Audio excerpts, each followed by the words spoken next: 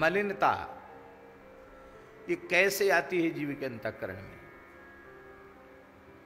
मलिनता का, अपावनता का कारण क्या है? भगवान कपिल ने तो स्पष्ट शब्दों में कहा है, अहम ममाभिमानोत्थैहि काम लोभादिभिर्मलैहि वीतम यदा मनः शुद्धम अदुःखम असुखम समम। भगवान कह रहे हैं समस्त प्रकार के विकार, समस्त प्रकार के विकार अहम और मम से ही पैदा होते हैं। मैं और मेरे पन से ही समस्त विकारों का जन्म हुआ है। ये मैं हूं, इस देह को मैं मान लेना और देह से संबद्ध संसार को, घर मकान दुकान स्त्री पुत्र आदि, इनको अपना मान लेना, ये मैं हूं और ये मेरा है। बस इन्हीं दो भावों से समस्त प्रकार की मलिनताओं का जन्म हुआ, विकारों का जन्म हुआ है। विशुद्ध ज्ञान और विशुद्ध भक्ति यही अहम और मम को विशुद्ध बनाने के साधन है, और कोई साधन नहीं।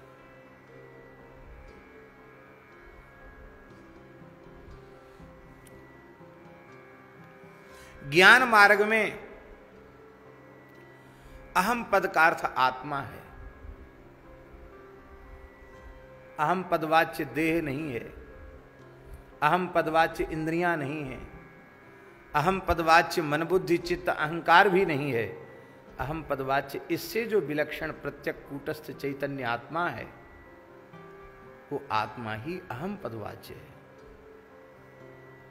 और वह आत्मा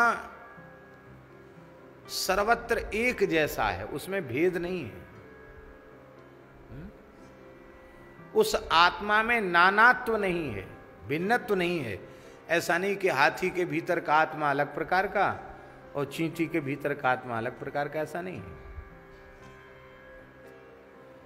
नाम रूप के विभेद होने पर भी सब में विद्यमान आत्मा एक ही है, उसमें भेद नहीं है।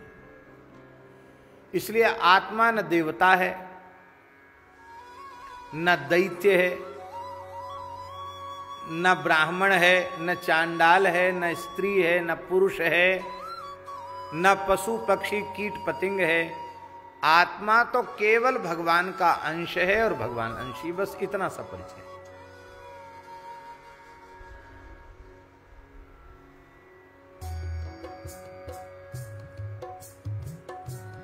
मलुकदास जी ने कहा है, वे कहते हैं नाम हमारो आत्मा। क्या नाम है आप बोले? आत्मा नाम है।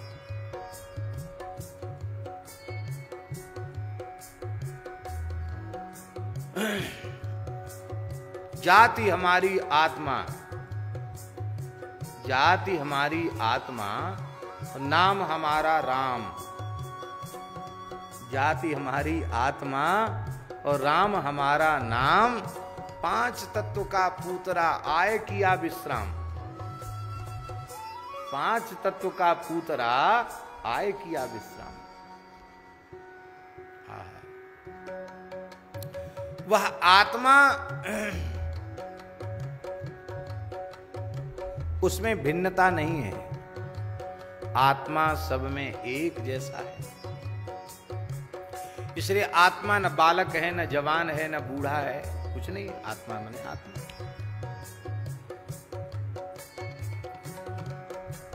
जब अहम पद का अर्थ आत्मा हो गया और आत्मा से भिन्न कुछ है ही नहीं, आत्मा से भिन्न अनात्मा है और अनात्मा कुछ है ही नहीं, क्योंकि आत्मवेदम सर्वम।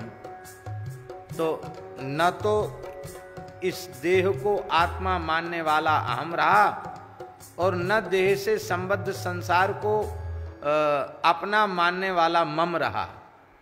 तो अहम और मम दोनों की निवृत्ति हो गई, स्वरूप में स्थिति हो गई। इसको कहते ज्ञान। ऐसी स्थिति हो जाए तो निर्मल हो जाएगा, विशुद्ध हो जाएगा। पर मैं शरीर नहीं हूं, मैं आत्मा हूं।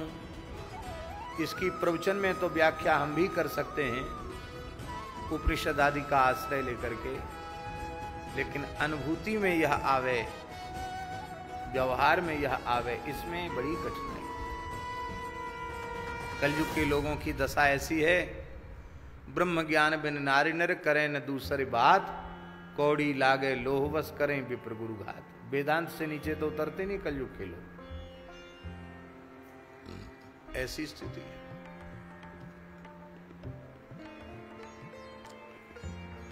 अब दूसरा मार्ग है, अहम और मम को विशुद्ध बनाने का दूसरा मार्ग है। वो दूसरा मार्ग है भक्ति। अहम पद का अर्थ तो आत्मा ही है, अर्थात मैं कौन हूं?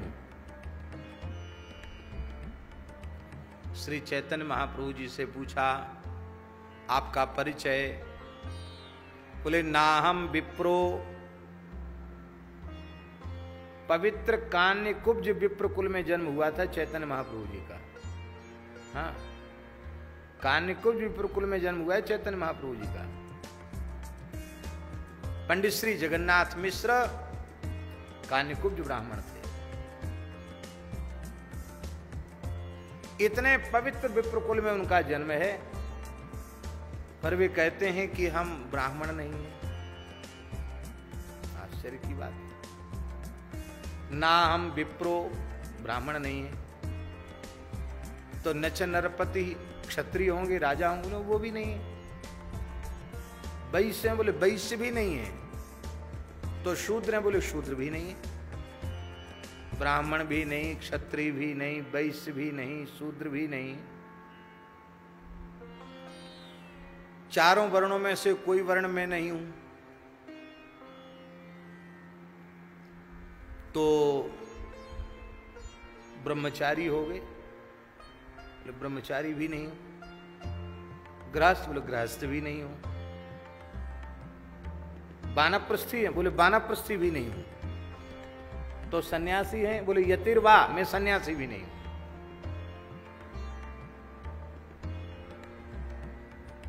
ब्राह्मण, क्षत्रिय, वैश्य, शूद्र भी नहीं, ब्रह्मचारी, गृहस्थ, वानप्रस्थी, सन्यासी भी नहीं, स्त्री पुरुष कुछ भी नहीं हूं मैं। आखिर हो क्या फिर क्या परिचय है आपका? लोगों का परिचय इसी में दिया जाता है, अमुक जाति के हैं, अमुक गांव के हैं, अमुक आश्रम के, अमुक संप्रदाय के हैं। आपका परिचय क्या है? बोले हमारा तो केवल इतना ही परिचय है, गोपी भरतु पद कमलयोर दास दासानुदास। गोपियों के जो भरता है, पति है, श्री गोपीनाथ, गोपिका कांत, राधिका कांत जो श्री कृष्ण हैं, उनके चरण कमलों का कोई दास, उसके भी चरण कमलों का कोई दास, उसका भी मैं दास हूं। यह है वैष्णव मत में, भक्ति पथ में अहम की विशुद्धि। मैं केवल और केवल भगवान का ही दास हूं। मैं केवल भगवान का हूं। बस इतना स्वीकार कर लो, अहम की शुद्धि हो जाएगी। अब देखो, अहम पद का अर्थ आत्मा हुआ, और जब हमारा चेतन आत्मा हम भगवान के दास हो गए, तो उस आत्मा ने, वह आत्मा जिस अंतःकरण में अवस्थित है, वह अंतःकरण भी भगवान का दास हो गया कि नहीं हो गया? वह इंद्रियां भी भगवान की दास हो गई कि नहीं हो गई? वह देह भी भगवान का दास हो गया कि नहीं हो गया? जब मैं भगवान का दास बन जाऊंगा, तो हमारा देह, हमारी इंद्रियां, हमारा अंतःकरण सब कुछ भगवान की सेवा में समर्पित हो जाएगा।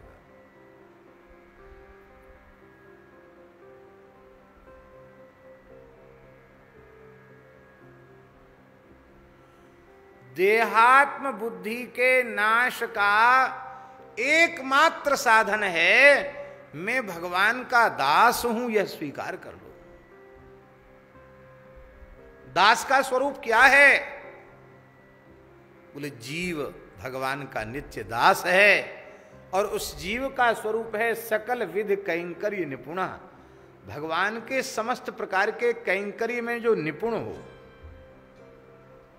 इसलिए जगतगुरु श्री रामानंदाचार्य जी ने वैष्णवतावज भास्कर में कहा है कि यदि साधक को देहासक्ति सताने लग जाए तो उसे राम मंत्र के मां पद का चिंतन करना चाहिए, अर्थात अपने स्वरूप का चिंतन करना चाहिए। स्वरूप क्या है? बोले मैं जीव हूं और मेरा स्वरूप यही है कि सर्वविध हरि गुरु संत इनकी हम सेवा करें। अपना तन, अपना मन, अपना प्राण, अपनी इंद्रियां सब कुछ इनकी सेवा में न्यौछावर कर दें।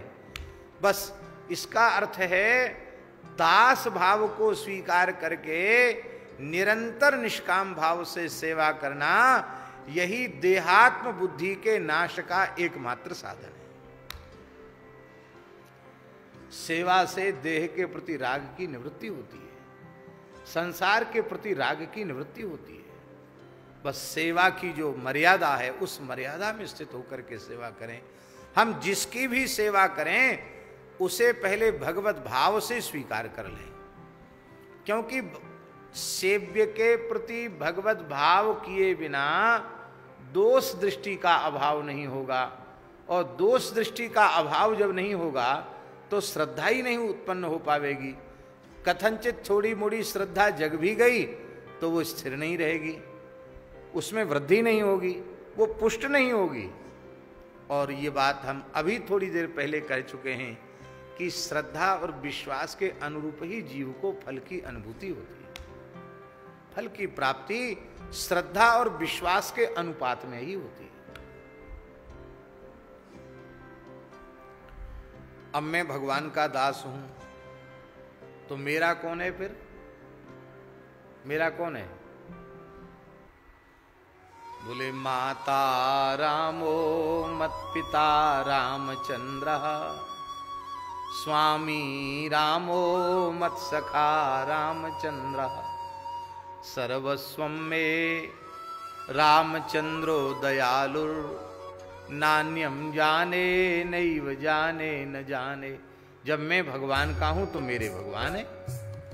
त्वमेव माता च पिता त्वमेव, त्वमेव बन्धुश्च सखा त्वमेव, त्वमेव विद्या द्रविणं त्वमेव, त्वमेव सर्वं मम देव देव। तो अहम और मम को विशुद्ध बनाने का साधन क्या है?